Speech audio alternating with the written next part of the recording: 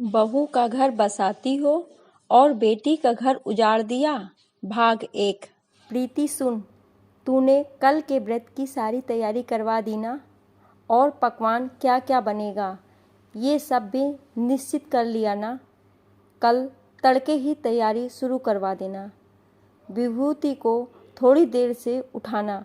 वैसे भी जब तक व्रत नहीं खोलेगी वह कुछ खा पी तो नहीं सकती, तो ऐसे में जितनी देर सोए रहे उतना अच्छा है। कमला जी एक सांस में कहती चली गई और बोलते हुए उन्हें कदाचित इस बात का ध्यान नहीं आ रहा था, कल ही तो प्रीति की शादी की सालगिरह भी है। कितना चाव है प्रीति को सजने संवरने का, और कितने मन से सजती संवरती है इस दिन। पर इस साल जो वीरानी आई है प्रीति की जिंदगी में, उसका दर्द क्या कमला जी नहीं समझ पा रही हैं?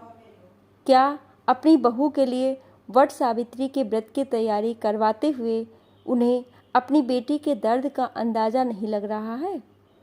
आखिर एक माँ इतने हृदयहीन कैसे हो सकती है?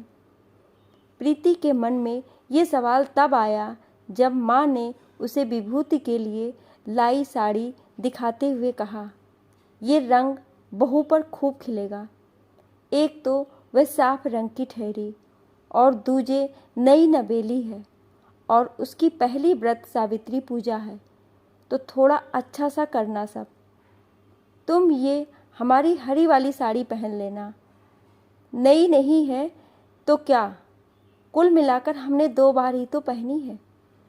अब इस साल तुम सुहागिन नहीं रही, नहीं तो तुम्हारे लिए भी कोई लाल नारंगी साड़ी लाते। अब तुम्हारा ऐसा दुर्भाग्य का दिन आया तो क्या कहें। इधर कमला जी कहे जा रही हैं इस बात से किंचित बेखबर कि उधर प्रीति के दिल पर क्या गुजर रही होगी। तभी विभूति आई और किल कलर अपने मेहंदी लगे हाथ दिखाते हुए बोली, ये देखिए माँ जी, मेरे हाथ की मेहंदी कैसी रची है। उसे देखकर कमला जी बलैया लेते हुए बोली। प्रीति का मन रोने रोने को कर रहा था और वह कहना चाह रही थी कि माँ, मुझे ये सब तैयारी करना अच्छा नहीं लग रहा है। तभी कमला जी ने एक ऐसा सगुफा छोड़ा कि प्रीति से एकदम बर्दाश्त नहीं हुआ। एक बात तो अच्छी हुई प्रीति की, तेरी शादी और तेरे तलाक से मुझे एक बात तो समझ में आ गई कि नई बहू को कैसे रखना चाहिए। तेरी सास तुझसे जो बुरा व्यवहार करती थी उससे सीख कर मैं अपनी बहू से कभी वैसा व्यवहार नहीं करूँगी, और इसलिए मैं तो अपनी बहू से बहुत अच्छा व्यवहार कर रही हूँ ताकि उसको चोट ना पहुँचे। तेरे उदाहरण से ये तो अच्छी तरह समझ गई हूँ कि एक बहू को क्या चाहिए और उसे अपनी सास से क्या उम्मीद रहती है। इसलिए मैं अपनी बहू के साथ कोई गलती नहीं करूँगी ताकि मेरी बहू भी तुम्हारी तरह कहीं तलाक ना ले ले। माँ, आप शायद भूल रही हैं कि मैं तलाक नहीं देना चाहती थी, बल्कि मैं चाहती थी कि आप लोग आगे पढ़कर जोगिंदर के परिवार वालों को समझाएं। लेकिन आपने और पापा जी ने मिलकर मेरा ज़बरदस्ती जोगिंदर से तलाक करवा दिया है। ना चाहते हुए भी प्रीति की आवाज़ थोड़ी तल्ख हो गई थी, आंखों में आंसू भरे हुए थे और होंठ कपकपा रहे थे, लेकिन आज उससे बोले बिना नहीं रह गया। थोड़ी देर के लिए कमला जी बिल्कुल स्तब्ध रह गईं और विभूति का चेहरा भी फक्क पड़ गया। फिर कमला जी ने बहू की उपस्थिति का भान किया तो थोड़ा संभल कर बोली, ये तुम क्या कह रही हो प्रीति? तुम ही तो वहाँ पर परेशान थी। उन लोगों ने तुम्हारा जीना हराम कर दिया था। आए दिन तुम्हारी सास तुम्हें ताने दिया करती थी, और बाद में तो हमने भी देखा कि जोगिंदर का व्यवहार भी तुम्हारे प्रति अच्छा नहीं था।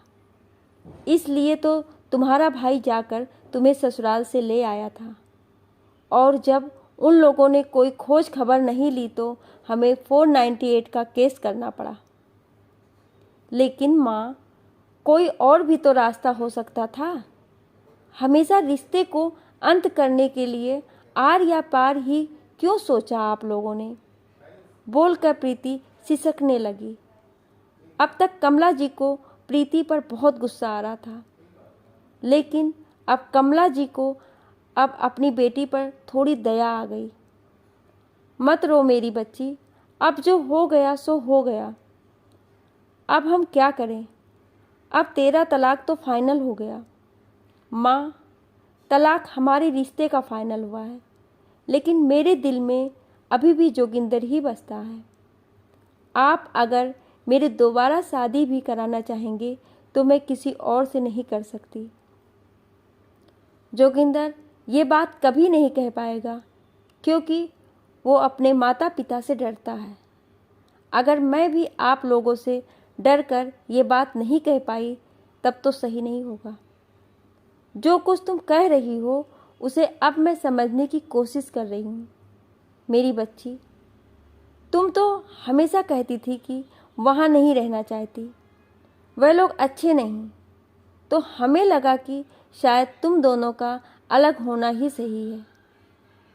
अब प्रीति थोड़ी आक्रामक हो गई थी और उसने किंचित गुस्से से कहा, माँ, आपने कभी ये नहीं कहा कि परिस्थिति के साथ चलो और उन रिश्तों को अपनाओ। आप हमेशा मुझे फ़ोन पे उन लोगों की बुराई ही करती थी और मुझे और भी भड़का देती थी, जिससे मुझे उन पर और गुस्सा आता था। कभी भी मेरी मुझसे कुछ मांगती तो आप मना कर देती थी कि उनको कुछ भी मत दो। यहाँ तक कि आप कहती थी कि सास को भी एक दो सुना दो। अच्छा था कि मैं सास को कुछ नहीं कह पाती थी, लेकिन मैंने अपने नंदू से कभी दोस्ती भी नहीं की। कुल मिलाकर आपकी बात मानकर मैंने अपना सर्वनाश कर लिया। प्रीति, तुम ये क्या कह रही हो? कमला जी ने विचलित होकर कहा। तो प्रीति ने गौर किया कि क्या अभी भी उसकी माँ नहीं चाहती थी कि ये सब बातें उनकी बहू के सामने ना की जाए।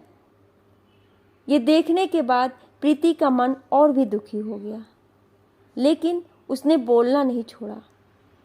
आज जैसे अपनी माँ की भेदभाव बने रवैये को देखकर प्रीति का मन टूट गया था और वह सब कुछ बोल देना चाहती थी, अपना दर्द और अपना अनकहा जो उसने आज तक नहीं कहा था। रोते रोते प्रीति कह रही थी, आज आप मेरा तलाक करवाकर ये दिखाना चाहती हैं कि मेरे ससुराल वाले गलत थे और आप अच्छी सास बनकर अपनी बहू का घर बसा रही हैं। मुझे आप समझ में नहीं आ रही हैं माँ। मुझे तो आप हमेशा उस घर को तोड़ने की बात करती थी, और यहाँ मैं देख रही हूँ कि आप भाभी का घर बसाने की बात कर रही हैं। प्रीति, मैं एक माँ हूँ और जो भी मैंने कुछ किया अपनी ममता के वशीभूत होकर किया। कमला जी को अपनी गलती का एहसास था, लेकिन अंदर ही अंदर उन्हें गुस्सा भी आ रहा था। इन दोनों में इतना विरोधाभास है कि मैं आपको नहीं समझ पा रही हूँ।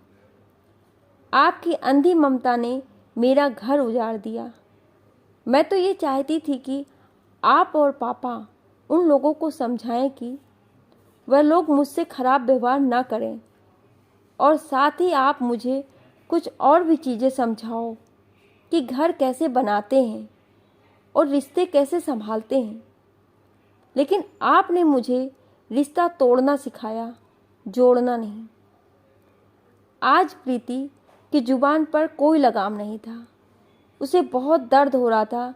वह भी सुहागन की तरह ये व्रत करना चाहती थी। अपनी 2 साल की शादीशुदा जिंदगी में उसने व्रत बड़े मन से किया था और सुहागन की तरह सज कर उसे बहुत अच्छा लगता था। लेकिन आज उसे बड़ी शिद्दत से एहसास हो रहा था, क्या वह सुहागन नहीं रही और अब ये ऐसी श्रृंगार नहीं कर सकती जैसा कि उसकी भाभी कर रही है। और उसे बहुत ज़ोर से जोगिंदर की याद भी आ गई और अपने मन में उसे लगने लगा कि अब वह सुहागन जैसा नहीं रह सकती। उसे आज मायके में अपना श्रृंगार उतार कर श्रृंगार विहीन होकर अपनी भाभी के लिए उनकी पूजा की थाल तैयार करनी पड़ रही थी। इससे उसकी आत्मा छलनी हो गई थी।